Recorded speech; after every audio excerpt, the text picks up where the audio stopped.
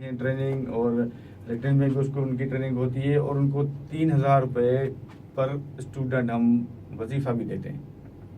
अच्छा, तव्हां उन्हनि खे गॾोगॾु वज़ीफ़ो बि पे कयो था, वज़ीफ़ो बि ॾियो था ऐं ड्राइविंग लाइसेंस बि उन्हनि खे इशू थिए थो। जी मुंहिंजा साईं। त साईं, तव्हां असांजे ॿुधंदड़नि खे इहो ॿुधायो त जेको डिस्ट्रिक्ट पुलिस लाइसेंस ॾिए पई ऐं जेको मोटरवे पुलिस लाइसेंस जारी करे पई, इन्हनि ॿिन्ही में कहिड़ो फ़र्क़ु आहे ऐं उन्हनि जी कानूनी हैसियत पोइ उन लाइसेंस जी कहिड़ी बीहे थी ऐं तव्हां जेको लाइसेंस जारी कयो था उन्हनि जी कानूनी हैसियत कहिड़ी बीहे थी?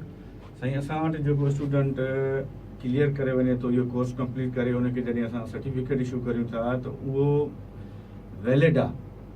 उहो हिते कहिड़े बि डिस्ट्रिक्ट में वेंदो, उनखे ईज़िली लाइसेंस ठाहे ॾिनो वेंदो। उन में उनखे का ट्रेनिंग वठण जी, कंहिं बि का फिज़िकल टेस्ट या कोई बि ड्राइविंग टेस्ट वठण जी ज़रूरत न पवंदी। इस्लामाबाद में जेको असांजो ड्राइविंग लाइसेंस ब्रांच आहे, जेके ड्राइविंग लाइसेंस चवनि था, उहो इंटरनेशनल लाइसेंस ठहे थो, जेको तक़रीबन कोई हिन वक़्तु ताईं 14 खां 15 मुल्कनि में वैलिड आहे।